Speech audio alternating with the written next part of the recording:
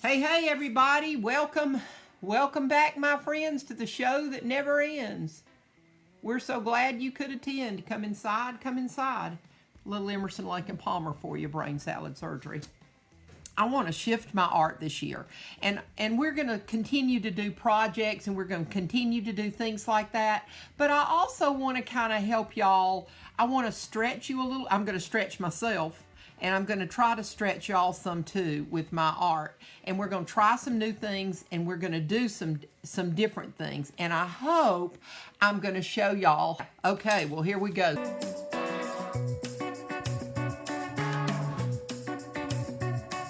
All right, so this is just a little color chart that I did this morning, and I used the red, the blue, and the yellow pigments and the green, I guess. I did put the green on here.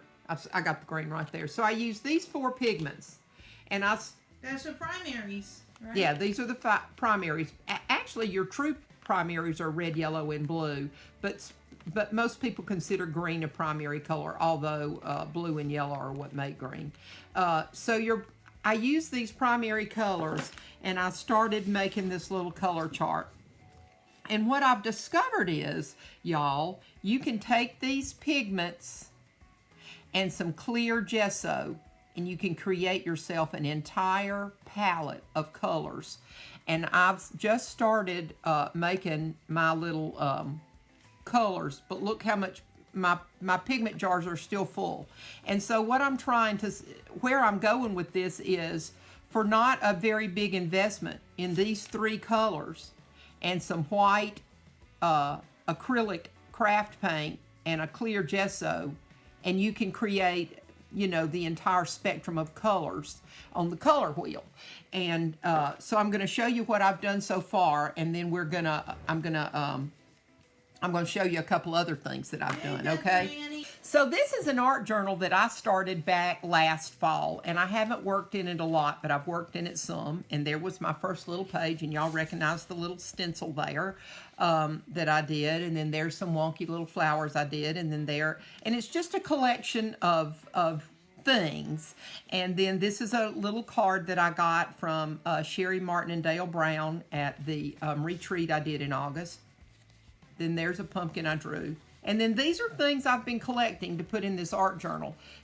I like, this is a ministry that I donate to, and I like the word hope that was in there. So I kept this because I want that word, okay? Then I've kept some papers. These are just some things that have been gifted to me. I think Beth Freerman gave me this. There's another little card I've gotten.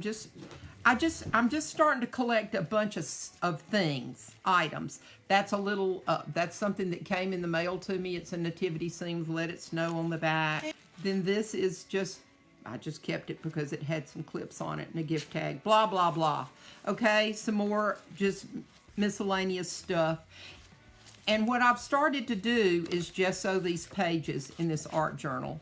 And so here's where, and I've done this all with pigments, and that's what I wanted. That's what I want to go show y'all. This is a lavender that I created with the blue pigment, blue and what color makes lavender? Blue and red, I think. It says more multimedia type project using recycled items. Yes. And then here's some pages I've gessoed. And so now, we're going to... Somebody might not know what gesso is because I didn't. So. Okay. Gesso is a medium that most people use to seal a raw canvas. Most canvases that you buy are already gessoed. Those white ones, right? The white ones. Okay. Mm-hmm. You can get gesso in white, black, or clear.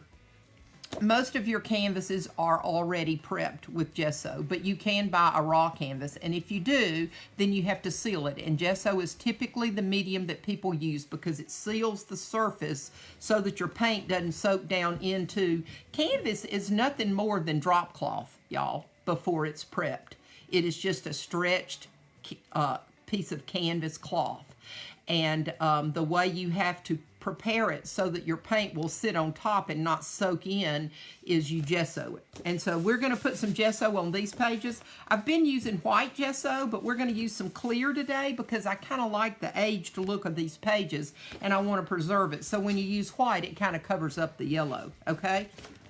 So I'm going to do a little bit of that with you.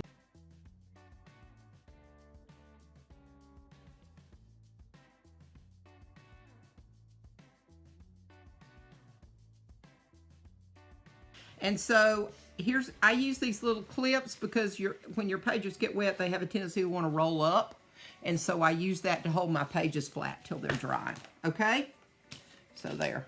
All right, so here's what I want to show. I'm going to show y'all how I've mixed up. I've mixed up some of these colors of paint. And this is just a great way for small projects. These are little half-ounce jars that I have. You can get these little jars at the dollar store.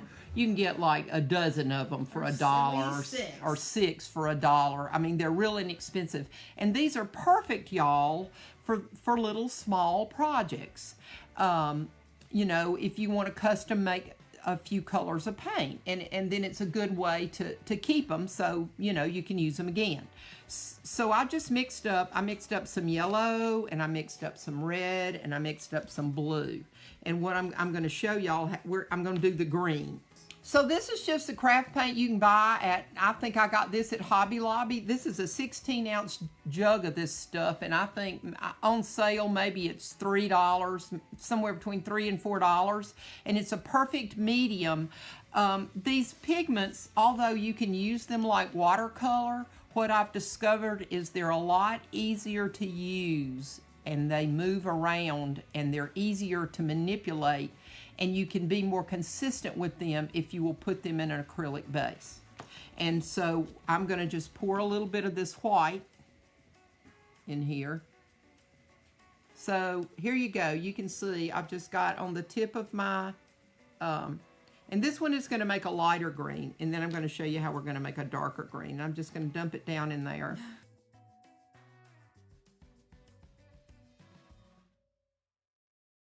This is a great way to make some lovely pastels with these pigments. So this is a pretty, pretty light green. Okay? And if you want it, maybe, no, I think I like it just like that. That's pretty. It is pretty. It's a mint green. It's a very minty green, yes. Okay, so now what we're going to do, that was with just the plain white acrylic paint. Now we're going to take, this is the clear gesso, and what I'm going to show you is by putting this pigment in this clear gesso, it does not diminish the vibrancy of the color, although it's going to look like that when you mix it in, but when it dries, it dries the bright, beautiful color that it is.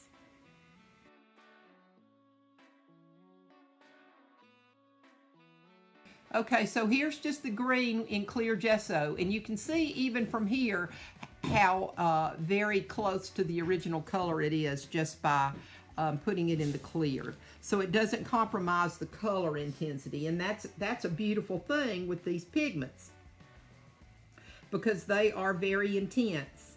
And so it's just real easy to create some beautiful colors without using a lot of this pigment. And, you know, I like that. I think that's it's super cool and extremely economical way to create some smaller batches of paint with these pigments that we've got. And I don't know about you, but I've struggled with trying to find different ways to use these pigments. So, all right, so let's dry this page a little bit. And I'll show you this in just a second.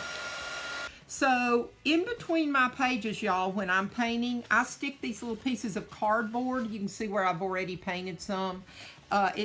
Because these pages are very uneven, and I would suggest that you do this in any art journal, it just keeps whatever you're painting, you know, off of your other pages that are either, you know, behind here. And an art journal is for practicing, for saving ideas, that kind of thing. It is, yes. And this is where you're going to grow your art, y'all, is in a journal like this. You need to come a little bit forward. And you can use,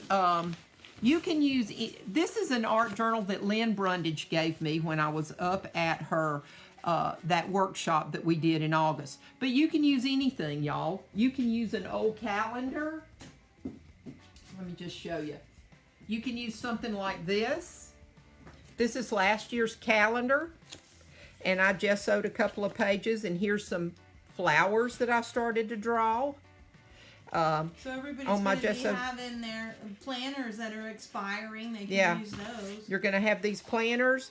I will say that the pages in my planner are probably not perfect for this, but it really does feel like a piece of canvas now. It's very soft and bendable. It doesn't feel like paper. Hey, but Nancy LeVar. it takes it a minute to dry. But as you can see, the colors, because I gessoed these pages, the colors haven't soaked through from one side to the other. Okay, so it did its job. So these are some pages I've already prepped. So if you like the color, you would use the clear gesso. But if you don't want the writing, you would use the white gesso. That's right. That's right. And if you're journaling in a book, for instance, you might want to leave, even if you're going to gesso the page, you might want to gesso some with the clear and some with the white, because you might want part of those words to incorporate into your journal page. Cool. So think about that. All right, so I'm going to just use this little bit of yellow to create my background. And this is one of this is one of my acrylic, White acrylic that you white acrylic mixed with yellow that I mixed, yes. And we're just going to start brushing it on. Yeah.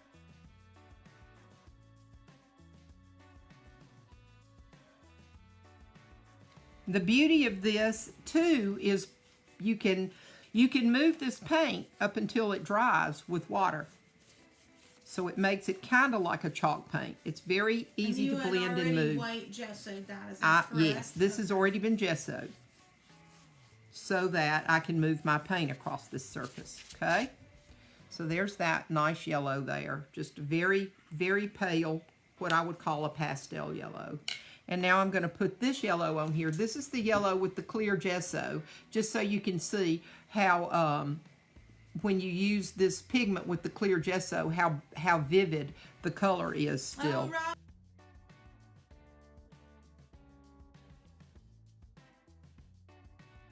See, here's a perfect example of why you want this cardboard. These pages are kind of ragged and jagged, and you're going to transfer your whatever project you're doing on these pages into some of your others if you don't use like a little piece of cardboard or something to protect the and just sheets to recap, behind it. All right, so I'm just going to kind of draw a little wonky flower in here. These are flowers I've been practicing, y'all, so I'm just going to kind of show you. This is a little charcoal pencil I've been using, and I sort of start with a little small square, and then I add a circle.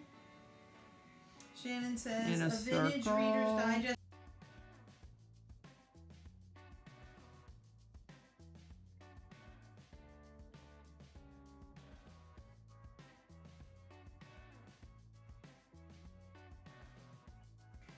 So these are just kind of my wonky flowers, y'all.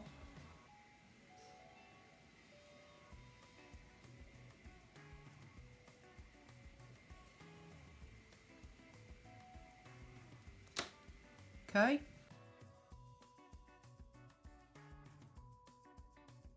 So let's create a little background here. And this is another one. This is another one of my pigments with the white. This is red with the white acrylic. And look what a pretty pink that made.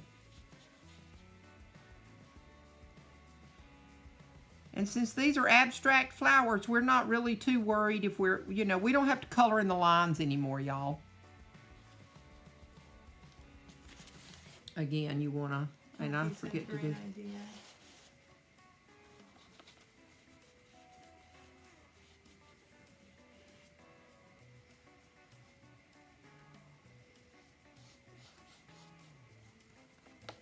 That pink's pretty, actually. Isn't it pretty? It's kind of a rosy color. I think it's pretty too. I'll tell you what this does for these pigments. These pigments work great as a watercolor, but for me, they were hard to move around. They were hard to manipulate. But by putting them in these acrylic bases, it just changes their consistency to a point, and they're just so easy to move. And you don't have to worry too much about. I was getting a lot of brush strokes, and sometimes brush strokes are good, but you don't always want to be able to see your brush strokes. You don't mind seeing the color transitions, but you don't necessarily want to see the brush strokes. So So by adding the water, as you can see, I've gotten a little bit of, see there's a little bit of a lighter color there and a little bit of a lighter color here. So you get a little variation in the color by adding the water and diluting it, but you don't get all the brush strokes. So I like that a lot better. Okay? So there's the start of my wonky flower. It's good to be back. I'm glad y'all were here with us today. Thanks so much. We're going to try to be new and different this year, okay? So hopefully that'll work out for all of us. All right? Peace. Thank you so much. We appreciate y'all.